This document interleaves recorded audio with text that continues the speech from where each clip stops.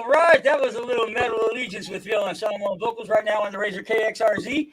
Andy freaking Ford here, and I got a special guest, and we're even on video today. We're not just on the air. It's Mr. Thom Hazaert. Thom. Me. How you doing? I'm good, man. How are you doing? I'm busy. I'm just chilling in my bat cave in Wisconsin, And hiding out from the world with my dogs. I'm chilling in the Razor studio here in LA, or actually Southgate, technically, the Southgate Metal Compound. That's right. That's right. The reason why we have you on, my friend, is I saw KK's Priest the other night. You did? The Rainbow with Accept and More Rainbow. It was a good show. Great show. It blew my mind. And you said, I had a hand in helping form that band. I'm like, I got to hear the story. I did. We were talking about it. It is a fun story. It's a fun story. So, I don't know. I can tell that story, I guess. I want to hear it. Again. Well, in another lifetime, I was in a band with that guy from Megadeth. Yeah, I knew him well. I see you still have the logo I created for our thing on your wall back there behind you. Of course. But yeah, so I was in a band with that guy. And so we had just put out a book, this book right here. And KK had just put out his book. And I'd been, so it was funny, man. I've been talking to KK on WhatsApp for years, right? Really? Just, yo, KK, what's up? How you doing? To check in.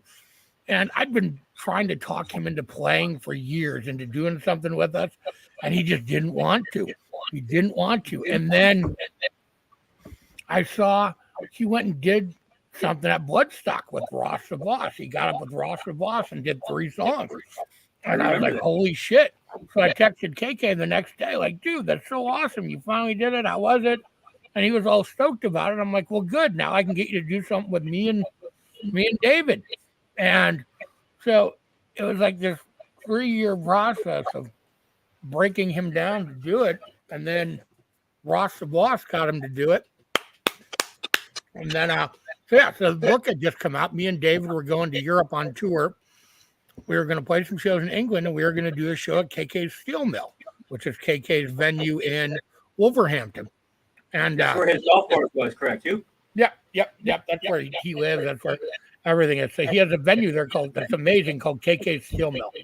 And so we were originally, what we were going to do is we were going to do a book signing together, me and David and KK, and then KK was going to get up with us at the end of our set and do a couple Priest songs, right? So I'm like, fucking hey, cool. Then it turned into, well, why don't we bring Ripper over and get Les Binks, and why don't we just do a whole Judas Priest set? So KK got AJ Mills, who is his friend, who's a killer guitar player and is a guitar player for KK's Priest now, who I was just texting with this morning, actually. Yeah, he was telling me about the Rainbow Show. But his description was hysterical. I'll read it to you later because it was fucking funny. Okay.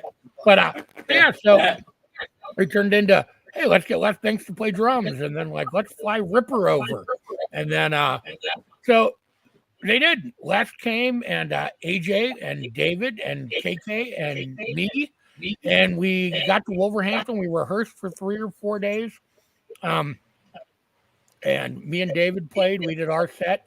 And then KK, Les, David, Ripper, and AJ did like a whole preset. And then I get up for the last 2 songs. And me and Ripper sang together on the encore. And it was fucking sick. And then after that, it was like this huge news that we basically did this super group thing in England.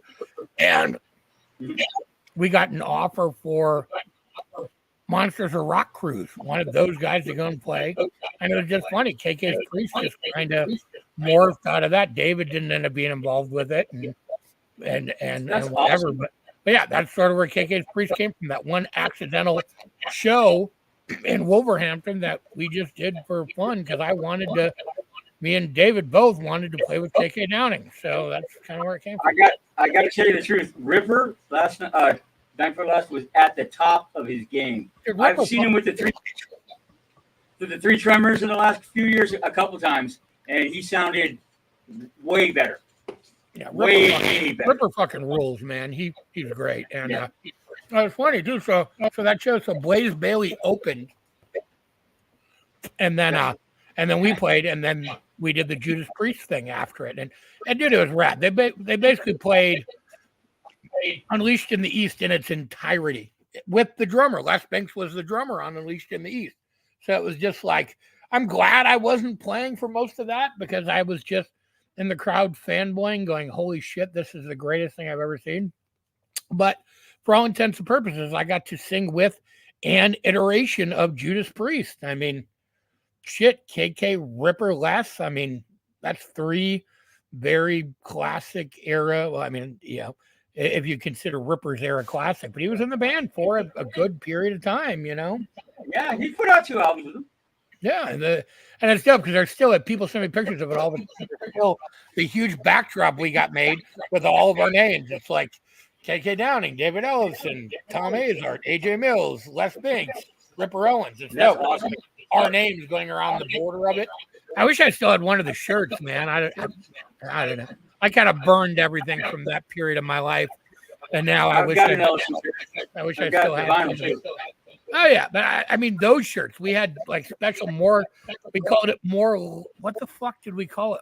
More Live with Death. I think that's what we called it. And then, but the shirt was dope. It kind of looked like the British Steel cover. It was fucking dope. I wish I still had one of those shirts. I actually got one a couple custom made for myself in fat guy size, but it disappeared like everything. So let's now I know a little bit of history of you and KK. Let's talk about what you got going on now. I saw you announced a couple of your bands at the Aftershock. Yeah, dude. I'll be up there. So I'm managing Taproot. I have been for like 2 years since they got back together, and we've been doing all the Danny Wimmer festivals this year. We did Sonic Temple, Welcome to Rockville. We're doing Louder Than Life. We're doing Aftershock, and then Simon Says they just added. So they're actually from Sacramento. A band dropped off. They were talking about them for next year, and then a band dropped off, and we got the call. Hey, Simon Says is on Aftershock. Like. So that's 2 of your bands. Yeah, it's awesome. So I have 2 bands on Aftershock. Which is, you gonna go out? Yeah, I'll be there. I'll be there. I will probably just be there Friday, Saturday. All 4 days. So I wish I could be there Saturday for Simon Says, but Taproot actually has another show in Bakersfield, I think. So I have to be there probably. So, but I will definitely be there Friday for Taproot. Sacramento or Bakersfield, that's a tough choice. I know. But hey, Saturday they're playing with Iron Maiden and Judas Priest on the same day. When do you get to see that? I know that is a good fucking show, man. That's a great day. It's so funny. Like Friday, we're with Slipknot, Five Finger Death Punch. Like it's always, I love Slipknot. I love these bands, but it's like every one of these festivals we've done has been like on the Slipknot day, which is like basically the new metal day, which is fine. But you get Slayer on Friday, buddy. Slipknot's playing Sunday. Oh, are they? Yes, they are. I have my tickets, everything already. I got a hotel there. I gotta go. I swear I was the lineup this morning. Let's see, Aftershock. Yeah, no, continue. Wait, are we on? No, Slayer's on Thursday. Slipknot is Friday. Oh no, Pantera. Slipknot, Slayer and Pantera on Thursday. Friday is Slipknot. Friday is the same lineup we played with every other show. Slipknot, Evanescence, and then but Mastodon's on Friday. Five Finger Death Punch, Marky Ramone, which is cool. I like Marky, but yeah, no, Saturday is Maiden, Anthrax, Judas Priest. Like, fuck, man. Like, I wish I could stick around for Saturday. So have you been touring with Taproot a lot, or? I'm basically another manager, but I sort of tour manage too. So I've been out with them, and I have a merch company now. I have a skateboard company, and then we just did skateboards for Ministry, Hailstorm. So I help run Volatile Skateboards, and we do all that. I saw you move a couple skateboards over. Oh yeah, we do Guar. I got a bunch of them right here. I got a stack right next to me. Let's see what I got here. Hailstorm. These are dope. Soulfly. Oh yeah, I like that. Let's see. I got to get back to my camera here. Soulfly. And I actually designed these too, which is I like the design on all of these actually. Soulfly. Skateboards? Wait. Oh yeah. Armored Saint. Oh, Just let me know what you want. I'll send you a couple for the studio. I want the Armored Saint one. I just had John on for his Category 7 band about 2 weeks ago. Yeah, we just did Ministry, we did Guar, we did Helmet, we did Steel Panther, we do I can't even we do. That's a hot piece of merch nowadays too, isn't it? It is, man. It's great. And you know, and John, my partner, really kind of pioneered that shit, man. I mean, he really found a cool niche, and then I came in and brought in Soulfly and Caballera and Ministry and Fear Factory and a lot of my friends, and it was cool, man. He already had it real established and going. And then I got one in my room that I got from my buddy Joaquin, who he tours the JFA's tour manager and TSOL, and he got to go to this thing at the Pal Peralta party, and he got me a skateboard that's got every skater from the last like 25, 50 years on it. It's got Peralta. Is it one of those Bones Brigade decks? Yeah, it's signed. You can tell all these guys signed it. It's not. Oh my God, I fucking hate you. I want one of those so bad. I will trade you all of the volatile decks. I will send you 20 Armored Saint. I'm just kidding. I didn't think we have 20. He would get pissed because he gave it to me for my birthday. That's awesome. Well, yeah, we also did some for Metal Blade. I mean, there's a bunch of them that are hanging in the Metal Blade Museum. There's a bunch of them that are hanging in Kuma's Corner in Chicago. Like, you should send some out to the people out here. I will. I should send some out to you know they moved to Long Beach, right? I saw that. I want to check it out. I want to try and check it out. They're on the water. Yeah. We're not doing the show there. If something special comes up, like we did Possessed a little while ago, but they're more concentrated on being on the beach right now than they are the metal. They still got the metal, but they're right on the beach in Long Beach. They're kind of stoked about that. Yeah. I guess after being in Alhambra for 15 years, the beach would be nice. Yeah, right. I mean, I would not be mad about getting the fuck out of Alhambra. Nothing against the fine people of Alhambra. Yeah, that's what I'm saying. I was totally down with Alhambra, but shit, if I could live on the beach and be on the beach in Long Beach instead, I would definitely be there for sure. So yeah, but that's basically what I'm doing now, Volatile, and I'm about to launch some other top secret projects, just kind of managing bands again. And I honestly, I've been doing a lot. My friend's daughter's been missing for 3 weeks in Cleveland, and I've been doing a lot of advocacy with her, trying to drum up attention to. So I just did an interview earlier with News 5 in Cleveland that's going to air tonight, and we've been sharing. You know, the daughter's a Taproot fan, and the mom is, and so we've been kind of sharing it on the Taproot socials and making a bunch of noise. And some of the news channels in Cleveland picked up on it and reached out and wanted to do something. So I've been kind of doing some advocacy for her and trying to drum up attention on this thing. And we're still working with information on your page. Yeah, it's all on my page. You can find it there. Yeah, definitely. I'm still doing a lot of stuff with Ink Against. Sorry. Oh yeah, exactly. Everybody knows somebody in Cleveland. That's why I'm like, you know. But we posted it on the Tapper page. Last time I looked at it, I was like 250 shares, which is huge, man. And the Hell's Headbangers guys, I know them in Cleveland. There you go. And I'm still doing a lot of stuff. With Ink Against Cancer, who are fucking great people, and that's good. You know, working with them on some of their stuff, and you know, man, you gotta try and balance the good stuff and the rock and roll and the charity. And I always kind of have, you know, balances your soul. I gotta ask, are you singing? What was that? You've been singing or writing songs at all? No, I've been doing shit in that regard. You know, it's funny. I had a bunch of shit. I was talking to Kevin Wood from Malfunction, Andrew Wood from Mother Love Bone's brother, about doing some stuff with him, and we were writing some songs together, and then I got super flaky and sick and busy, and I'm still super bummed because Mother Love Bone's like my favorite band, and I love Malfunction. I love Kevin. You know, start out Kevin. Oh, dude, come on. What are you talking about? Come on now. I actually got to see Mother Love Bone a couple times. Because I was stationed in Bremerton, Washington from 1988 to 1991. Fuck you being old. Fuck you being old. I saw you post earlier that you were at the Kill 'Em All for One show. You're like, fuck you. Yeah, I was 15. Why can't I be old? Yeah. That's what everybody always says. Oh, that's cool. We have another DJ Mermaid, and she's like, "How can I be cool like you?" I'm like, "I'm not cool. I'm just old." Yeah, I know.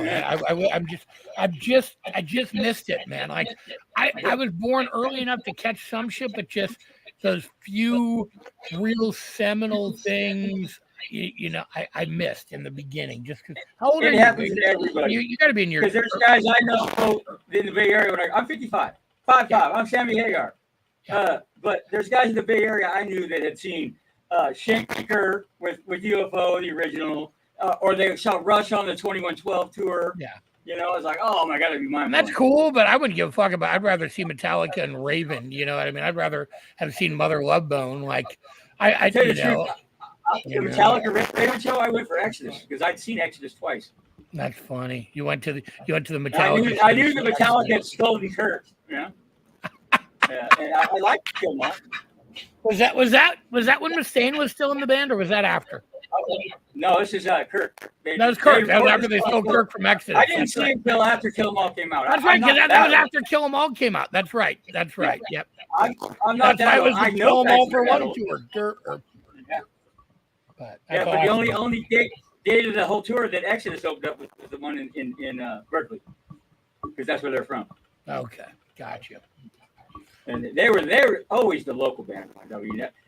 Metallica learned a lot from Exodus as much as they learned from anybody else.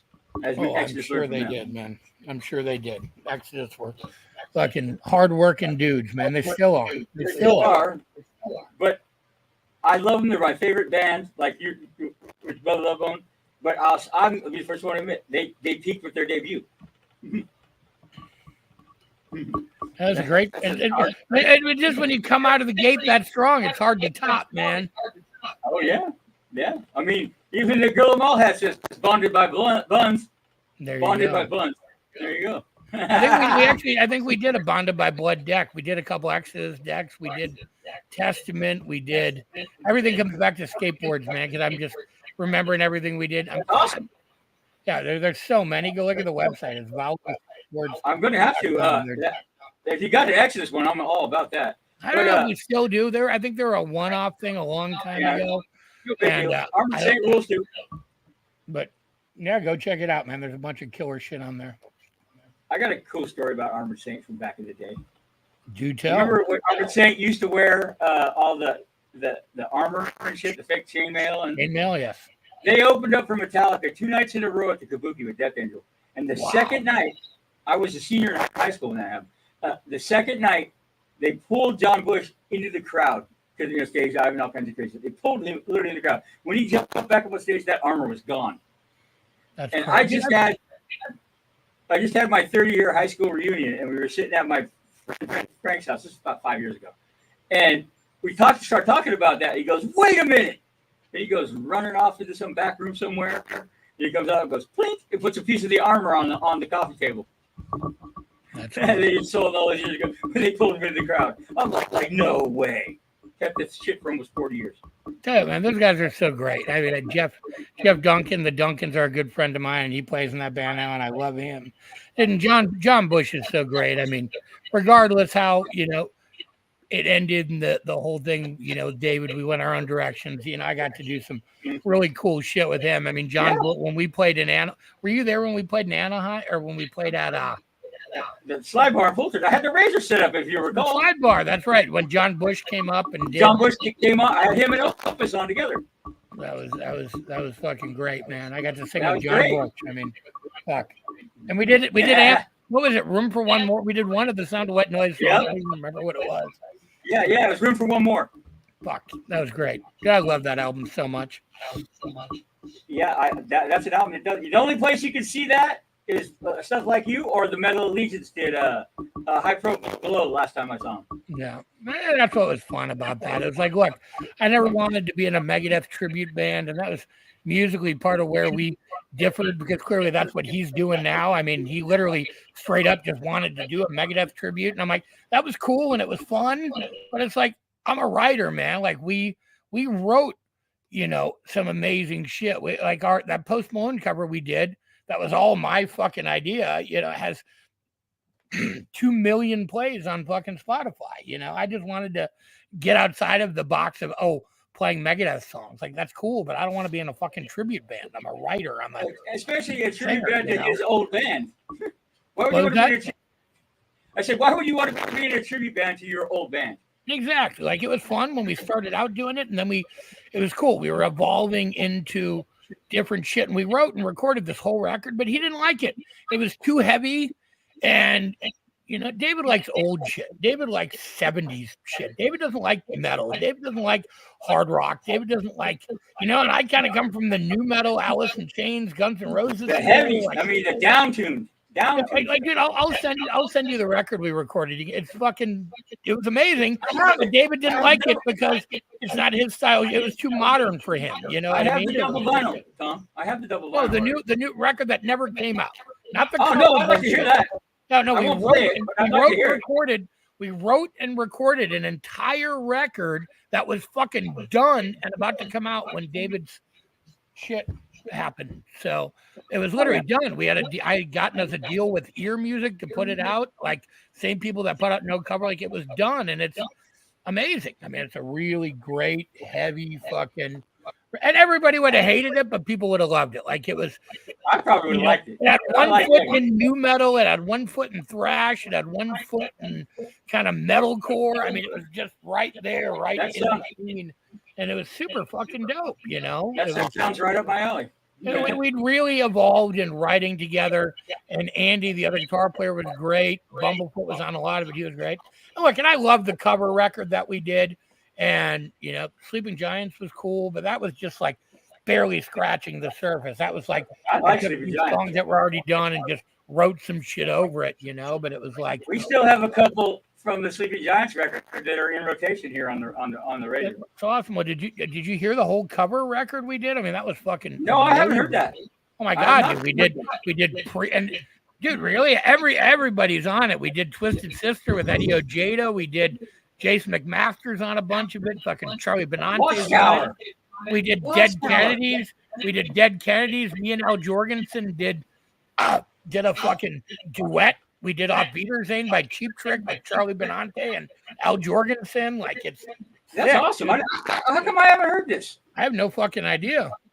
I'll send it to you. I don't know. It's amazing. We did. I'll add a couple of those songs to the. We have this big long. I mean, it's of music. I just keep adding every other week. I add more tunes to it. That comes out. I'm sure you're whenever there's no one substantial. When there's no one on doing their live show, because you pick your own songs if you're doing a live show. But when the Raiders just playing, the playlist is awesome. You won't turn away any of the music that we play. And that should really, we don't play too much hardcore death metal because people can't. That's the one thing why death metal will never go mainstream. Yeah. Yeah. It's hard to listen to on the radio, man. It's just like, I like death metal. I like black metal. Once in a while, I'll be like, fuck, I want to listen to Entombed. I want to listen to Cannibal Corpse. Like, sometimes I just get in the mood to listen to it. Exactly. But I don't think I'd want to hear it on the fucking radio, man. Like, no. It's just not a radio vibe. It's not going to go mainstream. It's just not. No, if it was gonna, Cannibal Corpse finally just went platinum. You know that? Yeah. And that's did they really? All their album sales for all their albums together. Oh, that doesn't count. You think all 11 albums? They finally sold 1 million of them. Awesome. And they're like the biggest. They're the biggest death metal band in the world, as far as I'm. Yeah, I mean, those guys in like Ace Ventura is probably like the closest to mainstream death metal will ever be. You know, that's it. That was the moment. Exactly. There was a moment when Obituary and Entombed and were huge. All that, death was huge. Majors. Yeah, there was that minute in the 90s when it was like, fuck. And that's as big as it's ever gotten. And I don't think it'll get any bigger. No, I mean, look, there's a lot of genres that took from death metal that are almost mainstream now. Metalcore and deathcore and all the cores, they all borrowed very heavily from death metal, and they're, pretty fucking mainstream now. I agree. If you would have told me 20 years ago, would be fucking super mainstream, I would be. Well, look at You think I think of Dave Draymond right there from Disturbed. Well, you All know right, me. dude, You know I am down with the sickness, Andy. Of course you are. Of course. But you look very healthy, which Thank you. compared to the last time I saw you, you look great. What else you got going on that we can talk about? Because I know we got a project we can't talk about. I got a lot of dogs and they're loud. Shut up, buddy. Sound like it. That's really it, man. I mean, look, just trying to prioritize my health and, working on stuff and trying to be creative when I can. And again, man, I got some other stuff that's going to be popping off soon that I can't really quite talk about yet, but I'll come back and talk about it when it, when it's appropriate to talk about. But look, right now it's mainly just Taproot and Simon Says and my management stuff and my label and the skateboards. And we also do merch. We do tour merch. We do a lot of licensed merch. We do jerseys. I need new Razor shirts. Well, let's do it. Let's do it up. Yeah. I got the money to pay for that right now. Let's do it. Let's put an order in. I got you. Okay. That's about it, man. I'll see you in October in person. Looks like. I already got my hotel room in the horse for Aftershock. That's awesome. I'm trying to get him to set up a booth, but I have a hard enough time doing these live broadcasts as opposed to you got the FM. Right. I was going to say, hopefully I'm going to try to do a remote. Hopefully, if you set up a remote, your mic works. Yeah, no shit. There's something going on here. I don't know what it is, but I haven't. See, it just totally went out. See? You got ghosts in the machine over there, buddy.